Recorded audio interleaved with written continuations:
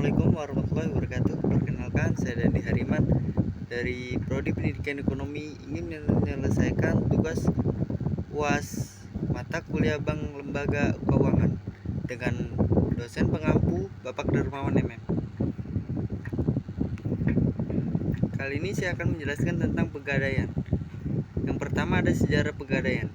Pegadaian sudah beberapa kali berubah status, yaitu sebagai perusahaan negara atau PN sejak 1 Januari 1961, kemudian berdasarkan peraturan pemerintah nomor 7 tahun 1969 menjadi perusahaan jawatan atau perjan, dan selanjutnya berdasarkan peraturan pemerintah nomor 10 tahun 1990 yang diperbaharui dengan peraturan pemerintah nomor 103 tahun 2000 berubah lagi menjadi perusahaan umum atau Perum.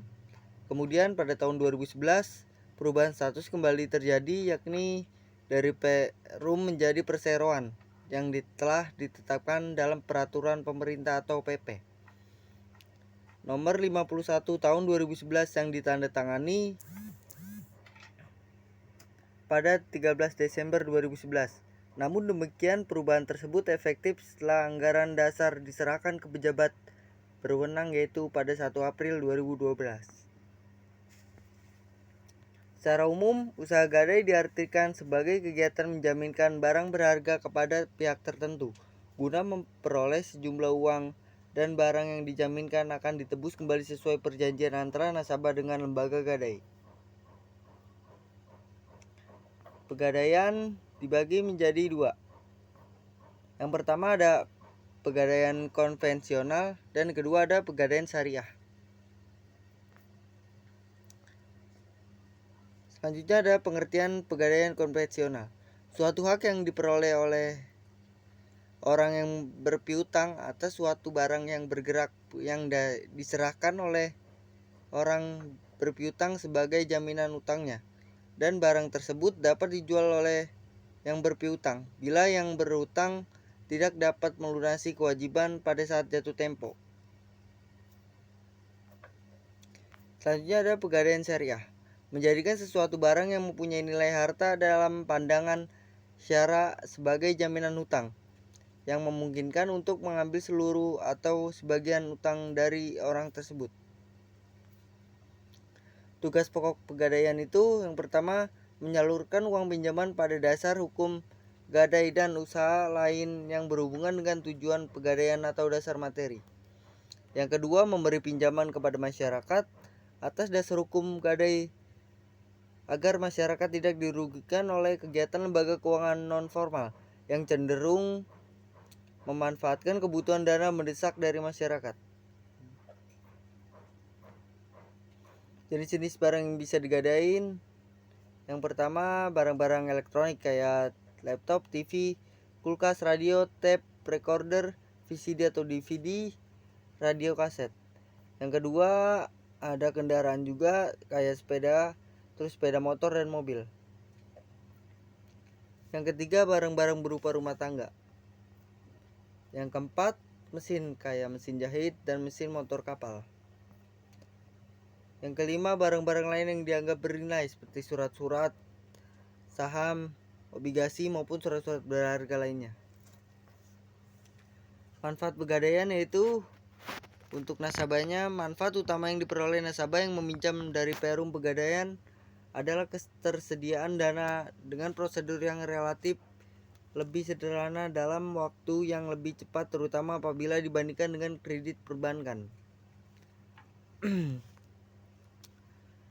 Bagi perusahaan pegadaian, manfaat yang diharapkan Perum Pegadaian sesuai jasa yang diberikan kepada nasabahnya adalah penghasilan yang bersumber dari sewa modal yang dibayarkan oleh peminjam dana, penghasilan yang bersumber dari ongkos yang dibayarkan oleh nasabah memperoleh jasa tertentu dari Perum Pegadaian, pelaksanaan misi Perum Pegadaian sebagai salah satu badan usaha milik negara yang bergerak dalam bidang pembiayaan berupa pemberian bantuan kepada masyarakat yang memerlukan dana dengan prosedur dan cara relatif sederhana.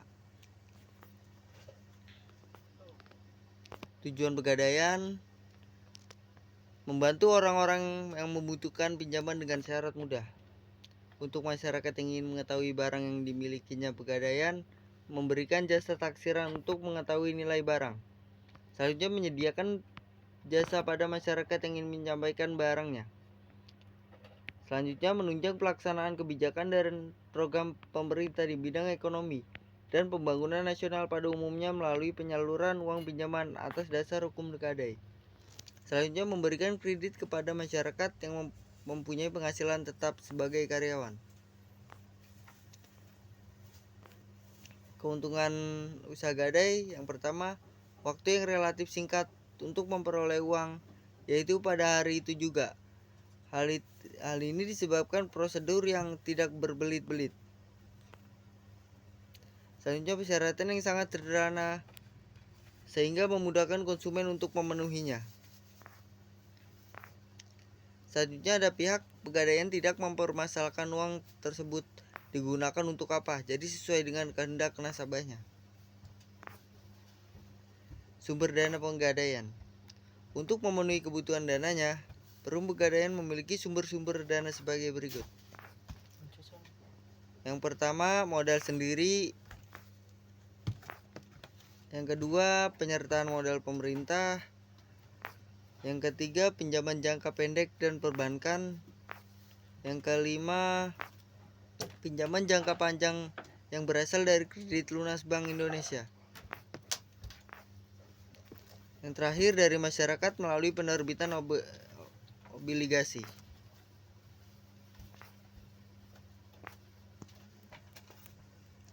Selanjutnya, mekanisme kerja pegadaian konvensional.